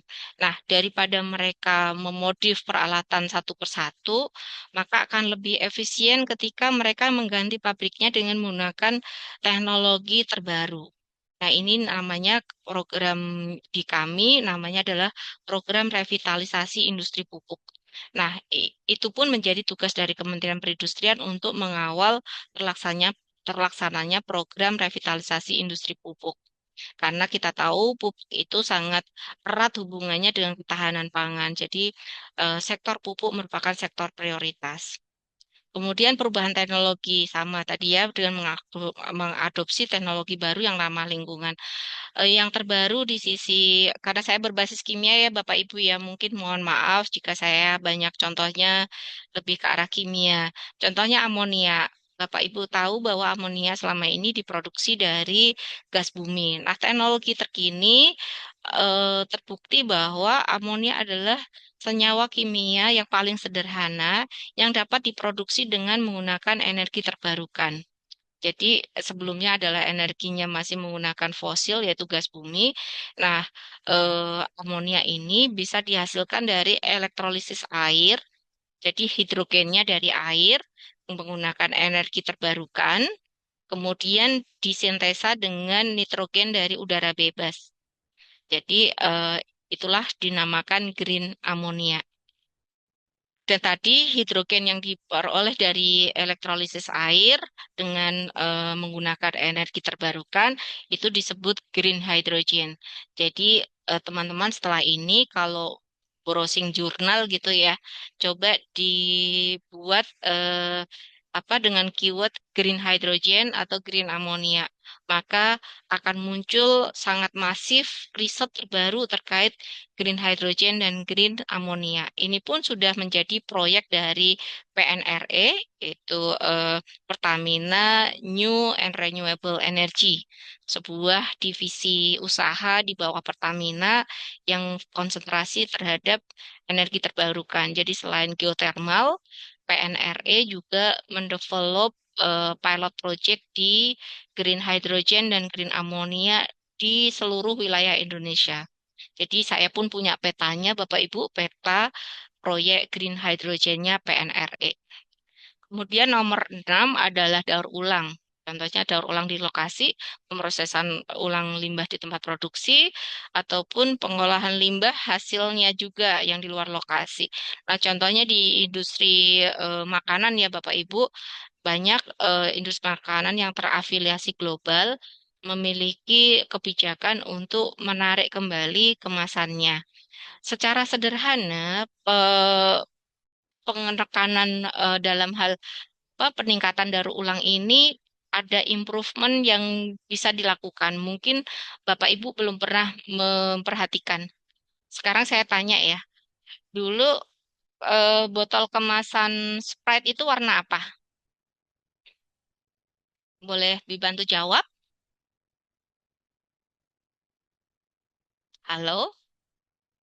Halo? Boleh Pak Kiki ya, saya ngerjain mahasiswanya. Silakan, Mangga Bu.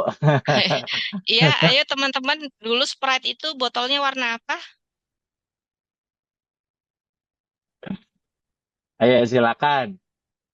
Ini kayaknya Aduh, udah pada apa healthy living ya Pak, jadi nggak pernah minum soda ya. Oh ini di udah chat jawab udah Bu. Ya Bu. ya chat udah jawab hijau. Nah sekarang pertanyaannya botol Sprite sekarang warnanya apa? Yang sekarang? Iya bening ya, bening bukan putih. Kalau putih kan putih susu ya. Nah kenapa Sprite itu mengubah botol hijau dengan botol bening? Karena untuk botol hijau itu di dalam di Ya coba dalam kalau bohong proses nanti disamperin deh. Kalau bohong nanti di disamperin. di Gak usah dalam deket-deket. Feby halo. Kurniawan, tolong dimatikan mic-nya ya. Oke, silakan Bu. Iya, Maaf Bu. iya. Jadi kalau warna hijau itu di daur ulangnya akan sangat terbatas dalam daur ulangnya. Hanya bisa antara hijau dengan hijau dan hasil biji plastik yang dihasilkan pun hanya warna hijau. Jadi itu membatasi dari sisi potensi daur ulangnya. Tapi kalau dengan warna bening, potensi daur ulangnya itu lebih tinggi, Bapak Ibu. Jadi karena tetap bening, eh, apa nantinya dalam siklus daur ulang kan ada maksimal gitu ya, maksimal dia diproses daur ulang berapa kali, karena kan ada kena panas, kena proses, itu kan tidak bisa selamanya. Yang ujung-ujungnya nanti kalau kualitasnya paling jelek, itu akan dicampur dengan warna hitam, atau kadang malah ditambahkan karbon black sebagai pewarna hitam. Dan biasanya harganya sangat tidak ekonomis. Contoh Contohnya adalah produk daur ulang yang nilai ekonominya sangat rendah adalah pot bunga, Bapak Ibu. Pot bunga yang warna hitam itu. Itu artinya adalah jenis-jenis biji plastik yang sudah terminate gitu ya, sudah dan itu mudah pecah kan. Kalau ini kan kita lihat rentan gitu, mudah pecah. Nah, itulah kenapa dari warna hijau ke warna bening itu pun memiliki dampak ke lingkungan yang sangat berbeda. Makanya Bapak Ibu saya kompori ya, kan ada produk sejenis Sprite ya yang pakai merek jeruk nipis atau apa. Nah, itu bisa dikampanyekan Bapak Ibu untuk produsennya agar beralih ke bening saja gitu. Dan juga untuk kemasan minuman yang lain. Jadi sebenarnya ekodesain ataupun perbaikan desain itu hanya mengubah warna saja, dampak ke lingkungannya sudah sangat berbeda. Ini ada hubungannya dengan nomor 7, yaitu modifikasi produk. Tadi ya, untuk meningkatkan daur ulang di nomor 6 dilakukan modifikasi produk seperti yang saya contohkan tadi, untuk merancang ulang produk, untuk mengurangi dampak lingkungan sepanjang siklus hidupnya. Jadi untuk mengenal teknologi-teknologi ramah lingkungan itu tidak selalu yang rumit, susah seperti itu ya Bapak Ibu, tapi yang dibutuhkan di sini adalah berpikir kritis dan memiliki apa inovasi yang tinggi. Selanjutnya adalah sistem proses berkelanjutan. Sustainable Process System. Jadi di sini tokohnya adalah Georgiadis yang membahas untuk teknologi digunakan dalam pengembangan sistem proses yang berkelanjutan. Nah, di sini juga agak sensitif di kalau kita mengingat sistem proses yang berkelanjutan karena kalau kita belajar tentang lingkungan, yang mana lingkungan itu sangat banyak faktor yang memengaruhi, maka mau tidak mau nanti kalau di S2 ya Pak Kiki, di S2 akan diajari pemodelan sistem dinamik. Iya, Karena betul, Bu. iya, karena kalau S1 kan cukup grafik X dan Y ya Pak ya, yang Betul. apa grafiknya menaik menurun, kalau ini naik karena ini turun karena ini kan biasanya S1 dulu saya begitu sih. Tapi sekarang kalau S2 sudah dikenalkan pemodelan sistem dinamik. Nah, inilah sustainable process system itu dibutuhkan dalam menunjang keberlanjutan. Nah, teknologi untuk mendukung industri hijau di teknologi proses berkelanjutan, yaitu pengembangan teknologi proses berkelanjutan, selalu berulang-ulang adalah efisiensi energi, efisiensi sumber daya, efisiensi bahan baku, kemudian pengolahan limbah, kemudian proses yang fleksibel. Proses yang fleksibel ini untuk di teknologi-teknologi tinggi pun dapat improvisasi dari dulu kesannya harus di pabrik dengan kapasitas dengan nilai jutaan ton per tahun gitu ya. Sekarang mulai dikembangkan teknologi modular, teknologi batch gitu. Padahal itu reaksi-reaksi yang harusnya continuous tapi bisa apa diimprovisasi dengan teknologi modular. Nah, di sini banyak buku yang bisa dibaca dari sistem ekonominya itu ada yang namanya Small is Beautiful. Karena untuk orang teknik dan suka teknologi, ketika baca bukunya apa I.F. Schumacher di tahun 1973, yaitu Small is Beautiful itu layak untuk dibaca. Bagaimana kita adalah seorang engineer yang suka dengan teknologi dan suka belajar tentang teknologi, diputarbalikkan pengetahuan kita untuk memilih teknologi yang kecil saja, yang mencukupi kebutuhan di dalam sebuah masyarakat. Tidak perlu teknologi yang selalu masif dan proyeksi keekonomiannya jangka panjang, tapi konsumsi energinya sangat masif pula. Jadi inilah tantangan di sustainable process system. Dan terakhir, tentunya ini sudah sangat banyak yang paham ya. Kami di perindustrian sejak tahun 2020 telah menerbitkan Peraturan Menteri Perindustrian Nomor 21 tentang pengukuran tingkat kesiapan industri dalam bertransformasi menuju industri 4.0. Dan ini logonya Indi 4.0 kami, bagaimana elemen-elemen industri di 4.0 itu dinilai setiap aspeknya. Contohnya adalah di orang dan budaya. Nah, di sini ada budaya, keterbukaan terhadap perubahan, pengembangan kompetensi. Ini di elemen orang dan budaya. Kemudian produk dan layanan, ada kustomisasi produk, kemudian layanan berbasis data, dan produk cerdas. Kemudian di teknologi, tentu saja digitalisasi, mesin cerdas, konektivitas, keamanan cyber. Kemudian di operasi pabrik, ada sistem perawatan cerdas, proses yang otonom, rantai pasok dan logistik cerdas, penyimpanan dan sharing data. Kemudian manajemen dan organisasi, ini ada tiga elemen, yaitu kebijakan inovasi, investasi untuk industri 4.0, strategi dan kepemimpinan. Balik lagi ada komitmen pemimpin dalam bertransformasi ke digital. Nah, kenapa di industri 4.0 ini erat hubungannya dengan teknologi hijau?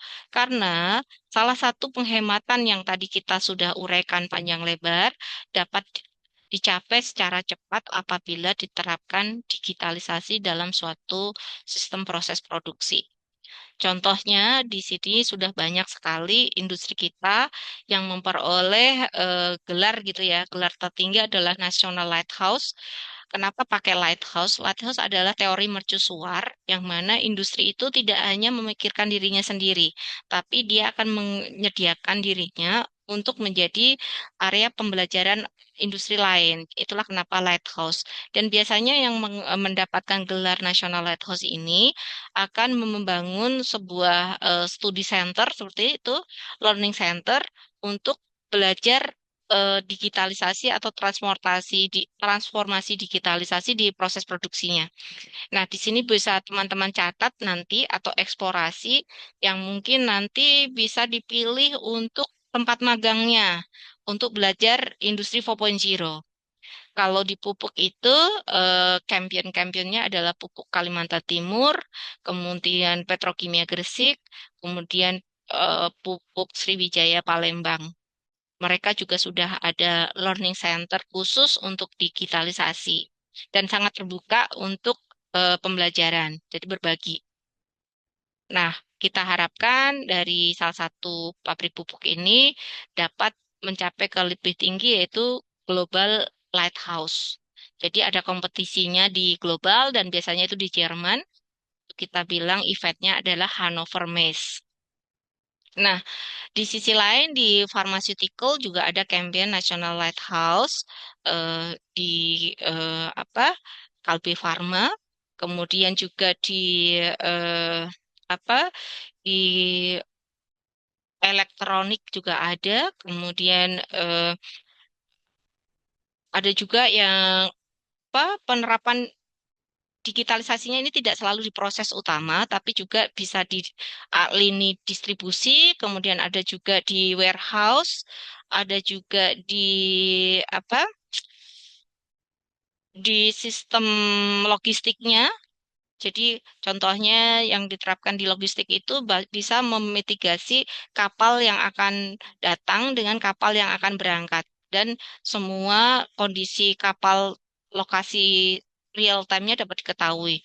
Nah, ini tentu saja sangat menghemat dalam memberikan keputusan bagi manajemen perusahaan untuk melakukan simulasi atau apapun karena data yang ada real time. Nah, inilah luar biasanya digitalisasi. Contohnya lagi ketika sistem robotik diterapkan gitu ya di warehouse contohnya warehouse itu bisa dikurangi lightingnya jadi tidak perlu lampu karena kan yang kerja robot. Jadi tidak perlu lampu. Nah, ini penerapan digitalisasi di luar negeri atau contohnya China itu ya sudah sangat masif dan sangat bikin merinding kita gitu. Bagaimana mereka bisa memproduksi eh, ribuan produk per jam tanpa ada defect produk gitu dan tanpa lampu. Jadi ini luar biasa.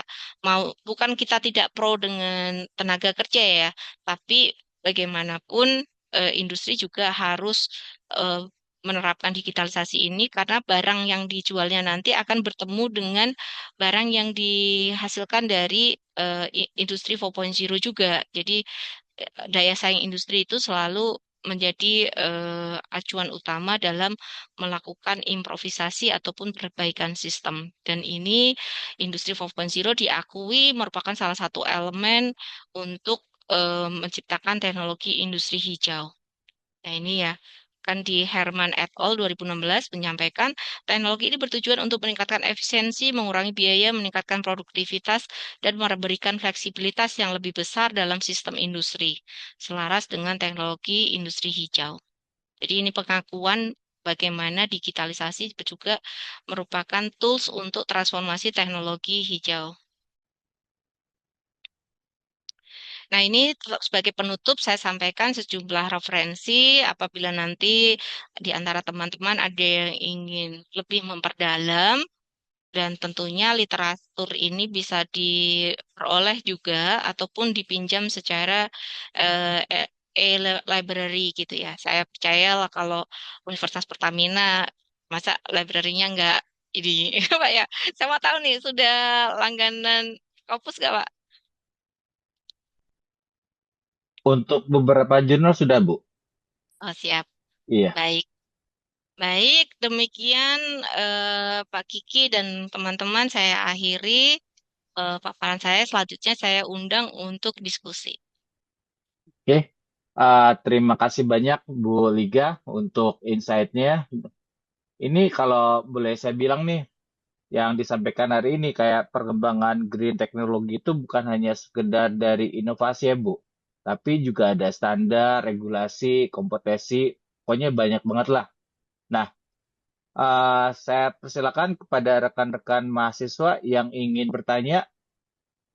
Ayo, silakan kalau ada yang ingin bertanya. Ada ini Bu di grup dari Kristita Shalomita. Dalam menghadapi tantangan pencemaran udara, air, dan global warming. Ada juga tantangan tersendiri. Bagaimana cara agar masyarakat dapat yakin, percaya dengan teknologi, dan turut berkontribusi? Ya, Baik. silakan Bu. Ya, Iya, gimana? iya saya bisa baca juga, Pak. Oke. Oke. Eh, Memang tantangan utama kita adalah menginline masyarakat dalam kebijakan-kebijakan kita ya, Bapak Ibu ya. Tentunya di sini ada kebutuhan yaitu meningkatkan background edukasi mereka karena kan eh, kecepatan memahami sesuatu yang baru kan sangat berkorelasi dengan tingkat pendidikan.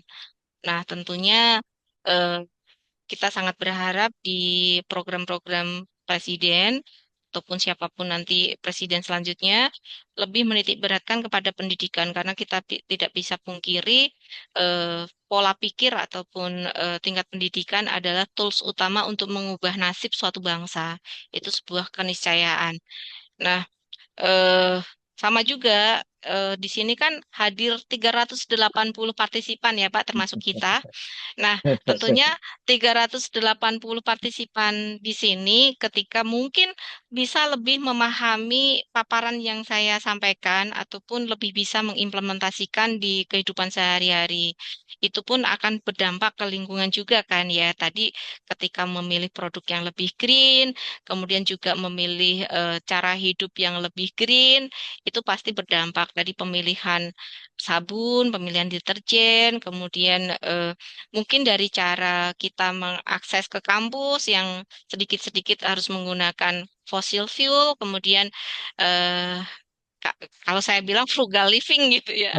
Frugal Frugal living itu living. kan tidak selalu dengan kemiskinan ya. Tapi itu pun Oke. Semuanya bermula dari kita. Jadi kita pun seberapa bisa menerapkan aspek-aspek hijau itu di kehidupan sehari-hari pun dari 380 sekarang berkurang nih 377 tuh Pak, ada yang left.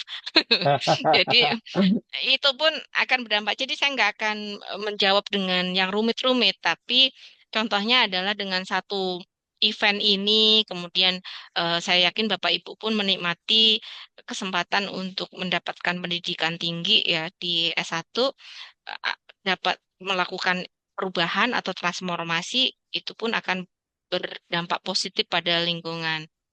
Kemudian pertanyaan kedua dari Pascarina Alfalasia Iya, betul. tentang ya Indonesia Zero Waste yaitu ekonomi sirkuler. Jika melihat kondisi darurat sampah, oke, ekonomi sirkuler tergenerasi.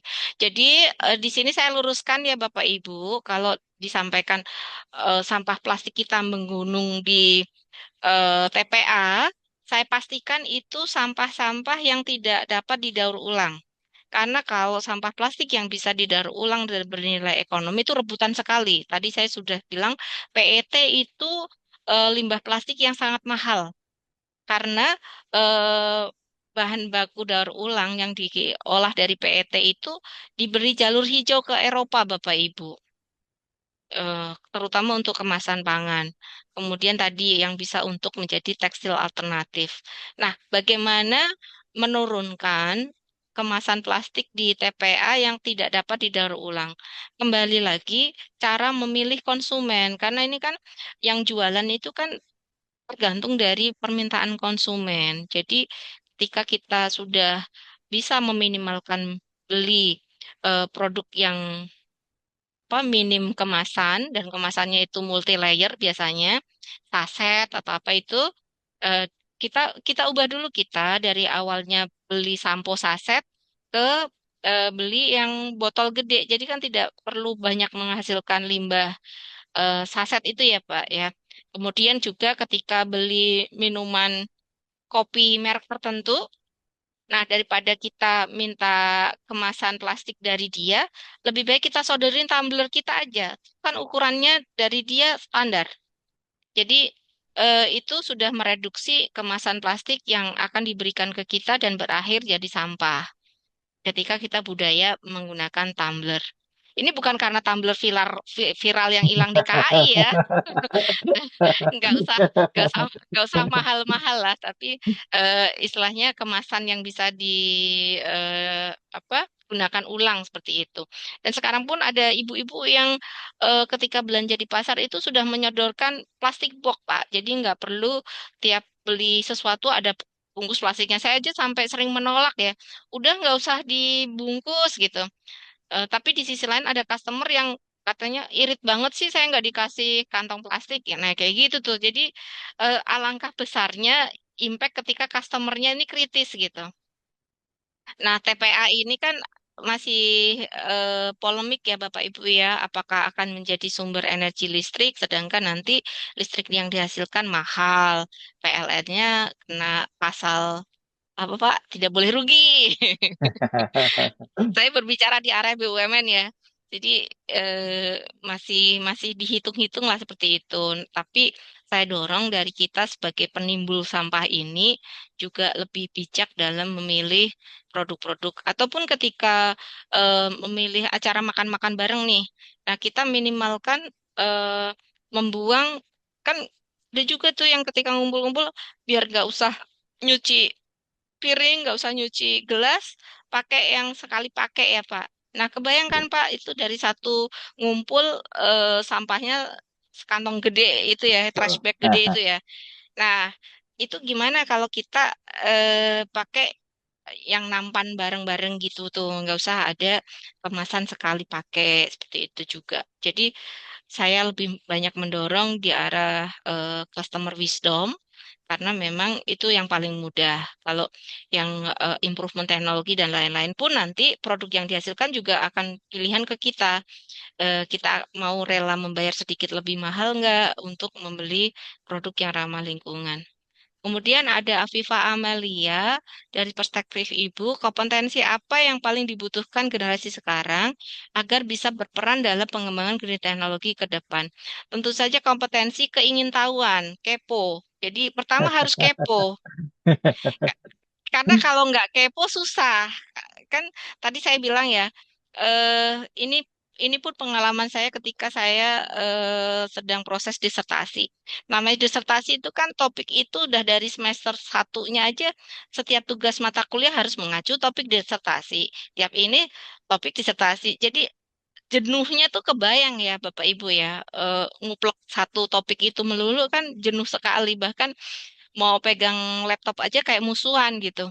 Nah, tips ketika menghadapi itu yaitu Bapak Ibu ketika jenuh dan burnout gitu ya istilahnya, mau baca pun nggak bisa masuk. Nah, jangan dibuang waktunya. Apa yang harus Bapak Ibu lakukan? Mendownload jurnal-jurnal yang relate dengan topiknya. Jadi download aja sebanyak-banyak dulu, diklasifikasi, dirapi-rapiin, nyimpennya gitu. Eh, biarkan dulu.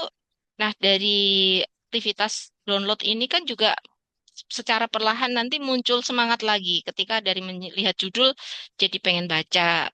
Nah, referensi kita akan selalu bertambah. Jadi pertama kepo, dan kepo juga tentang green teknologi apa gitu ya.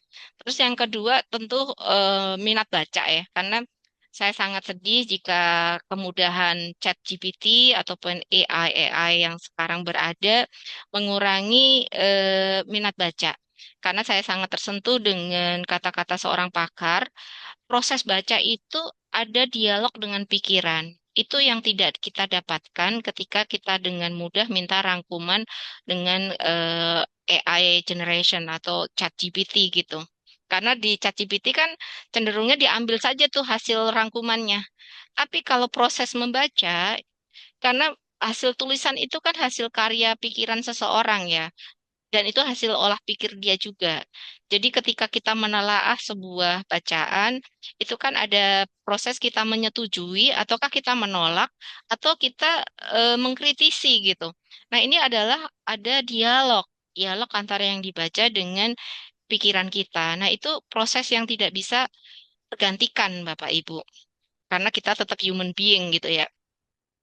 Tadi minat baca. Selanjutnya, ya gini, kan kalau di flyer Pak Kiki saya lihat wajib hadir untuk mata kuliah ini gitu.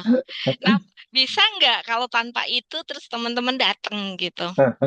Karena sekarang kan udah Zoom ya Pak ya, jadi tidak Ya. perlu effort datang ke suatu tempat, terus Pak di sini pun juga teman-teman punya kebebasan. Kalau saya waktu kuliah S3, saya wajib open video, nggak boleh nutup video. Itu udah langsung di-remove sama dosen saya. Kejam sekali. Ini udah Pak Kiki udah kasih nih boleh tutup video gitu ya Pak ya. Itu pun juga sebuah kemudahan. Nah, mudah-mudahan saya dari wakil pemerintah dan tadi saya sampaikan ya, saya belum pernah punya pengalaman di sektor industri ataupun swasta. Saya murni fresh graduate langsung kecemplung di pemerintah. Tapi justru karena saya sehari-hari menghadapi problem industri, jadi saya secara tidak sadar juga menjadi manusia industri gitu ya. Berpikirnya adalah bagaimana meningkatkan daya saing, meningkatkan lapangan pekerjaan, industri tetap bisa tumbuh. Itu sudah menjadi apa tugas utama yang saya usung seperti itu. Silahkan nanti teman-teman jika berkeinginan mengikuti jejak langkah saya menjadi ASN di Kementerian Perindustrian. Karena tentu saja ASN itu peluang belajar hal baru sangat terbuka karena kita punya networking dan ujung-ujungnya adalah kita akan mewakili Indonesia di forum internasional. Jadi tadi saya sudah menyebutkan beberapa konvensi bahan kimia. Nah, saya pun sudah sebagian besar mengikuti konferensi tahunannya di konvensi bahan kimia tersebut. Jadi proses learning itu tetap berjalan dan saya malah lebih merasa apa ya, tingkat kritis saya itu lebih meningkat daripada waktu S1. Mungkin S1-nya udah baca termodinamika udah kelenger gitu ya. Tapi begitu S2 dan S3 terasa lebih mudah karena memang tekanan pekerjaan sehari-hari jauh lebih berat daripada saat tugas sekolah gitu. Boleh berbangga ya Pak Kiki ya, saya menyelesaikan S2 13 bulan dengan IPK 3,9, kemudian menyelesaikan S3 itu pun disambi kerja itu 3 tahun dengan IPK 4,0. Jadi eh, ternyata tadi proses belajar berdialog dengan buku itu memang benar-benar masih menyalakan otak kita gitu Pak. Jadi itu yang nggak bisa di skip dengan ChatGPT dan AI seperti itu. Kemudian saya izin bertanya tentang solvent dalam penangkapan karbon atau CCUS seperti cairan ionik, ILS, dan deep. Wah ini kayaknya dosen Pak yang nanya Pak. Wah, nggak tahu Bu, ini riset saya juga di bidang situ Bu, bukan saya Bu. Itu riset saya Sa- Bu. Iya, Mbak Safa, Imtiaz ini luar biasa karena udah Iya betul. mendalami terkait CCUS dan deep tactic solvent. Ini kayaknya Iya S2 ya betul. mungkin ya. Oke. Apakah dan bagaimana memenuhi konsep kimia hijau? Eh, karena dikatakan lebih ramah lingkungan dibanding solvent konvensional, apakah sudah banyak penerapannya di Indonesia? Setahu saya ya penangkapan karbon berbasis solvent saya agak awam, tetapi kalau carbon capture dengan teknologi, contohnya adalah di industri pupuk ya, kembali lagi karena industri pupuk kan menghasilkan CO2 yang kemudian amonia dan CO2-nya direaksikan menjadi urea, tapi juga ada ekses CO2-nya ditangkap kemudian dibuat dry ice seperti itu. Jadi setahu saya tidak menggunakan solvent sehingga penerapan solvent di CCUS ini saya harus mengakui saya belum mempelajari secara khusus Mbak Safa, tapi dalam hal drafting peraturan presiden terkait eh, CCS, Carbon Capture Storage, itu saya terlibat di dalamnya. Jadi eh, apa sumur dalam seperti itu, sumur dalam yang akan menjadi tempat CCS. Sehingga areanya adalah di Kementerian ESDM untuk izin penyimpanan karbon. Jadi sepertinya Mbak Safa harus kecewa bahwa saya tidak bisa merespon, tapi intinya adalah di 12 prinsip kimia hijau tadi bisa menjadi eh, screening gitu ya dalam menilai ini termasuk kimia hijau atau tidak. Seperti itu. Ya. Oke. Kemudian selanjutnya kan boleh apa ya ngaku tidak bisa nggak tahu ya kan? Oke, Ini mungkin ini satu pertanyaan lagi Bu dari ini. ya Iya, ada mangga silakan Bu. Iya, ya ada dua nggak apa-apa dua iya. lagi ya. Oke, mangga, mangga. Ini Vikenza Agung Sigar dari Teknik Geologi. Saya ingin bertanya, apakah perusahaan yang telah memenuhi sertifikat industri hijau bersifat permanen atau bisa dicabut kembali apabila perusahaan tersebut bermasalah atau mengalami penurunan kualitas? Tentu saja semua disertifikasi, contohnya di SNI, SIH, itu memang ada masa berlaku. Contohnya di SNI ada masa berlaku 5 tahun. Tetapi dalam 5 tahun itu wajib dilakukan audit setiap tahun. Nah, disitulah nanti bisa dilakukan pencabutan atau sebelum pencabutan adalah merekomendasikan koreksi gitu ya, diberikan kesempatan untuk melakukan improvement, dikoreksi dulu sebelum dicabut. Jadi ia tidak bersifat permanen, dia punya umur, tapi di dalam umurnya itu harus dilakukan audit berkala. Demikian Mas Vikenza. Nah, itu biasa semua di standar seperti itu. Kemudian eh, Mbak Nur Eka Aska Rasida dari Prodi Teknik Logistik bertanya, pada dispersion of toxic substances is reduced, adakah ada standar khusus di Indonesia untuk memastikan zat beracun benar-benar berkurang? Nah, ini jawabannya sangat mudah, tapi sangat sulit dilakukan, yaitu LCA, Life Cycle Assessment. Jadi, jawaban dari semua prinsip yang tadi saya sampaikan secara ideal adalah harus dilakukan LCA, Life Cycle Analysis. Nah, ini merupakan salah satu peluang green job yang paling primadona ya Bapak Ibu di dalam teknologi hijau.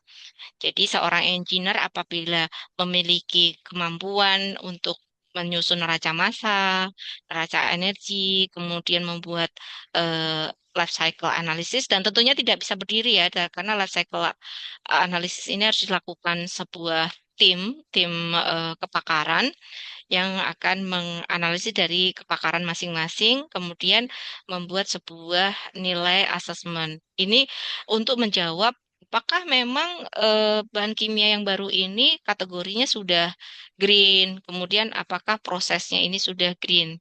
Nah, termasuk juga life cycle assessment ini tidak hanya pada proses produksi ya Bapak Ibu, tapi sebuah operasional usaha pun bisa dinilai LCA-nya juga. Nah, founder dari Life Cycle Indonesia itu adalah Ibu Jessica Hanafi dan beliau sudah mendirikan perusahaan Life Cycle Indonesia yang berbasis di Indonesia dan juga Singapura. Nah, sekarang klien-kliennya itu pun eh, reputable organization ya, termasuk juga setahu saya Pertamina juga ya Pak ya, itu Mhm. merupakan kliennya Bu Jessica Hanafi. Nah, itu pun bisa menjadi green job di masa depan bagi teman-teman ketika menguasai isu-isu terkait lingkungan dan juga termasuk teknologi hijau dan juga semuanya hal-hal yang terkait lingkungan itu akan membutuhkan sebuah standar. Karena kalau tidak terukur secara scientific base, kita akan terjebak pada greenwashing atau hanya klaim-klaim hijau saja tanpa pembuktian secara ilmiah. Jadi sertifikasi green-green ini, contohnya adalah ada kawasan industri hijau, kemudian tadi standar industri hijau, kemudian ekolabel, kemudian proper, kemudian emisi dan lain. Semuanya akan menggunakan standar. Tanpa standar, kita akan jatuh pada greenwashing atau hanya klaim-klaim hijau yang sesat gitu. Nah, itu eh, memahami atau memiliki kompetensi di standar lingkungan itu sangat worth it ya Pak ya. Karena satu LCA itu bisa bernilai 1 miliar rupiah Bapak Ibu. Hanya menyusun sebuah studi analisis life cycle. Jadi sangat luar biasa nih, nggak murah-murah, nggak, nggak apa, nggak kaleng-kaleng. Jadi gitu Pak Kiki dan Bapak Ibu. Oke, baik sekali. Terima kasih banyak Bu Liga untuk talknya hari ini. Sangat memberikan banyak sekali insight. Ini terima kasih juga untuk keaktifan dari rekan-rekan mahasiswa. Ini sepertinya banyak sekali sebetulnya pertanyaan.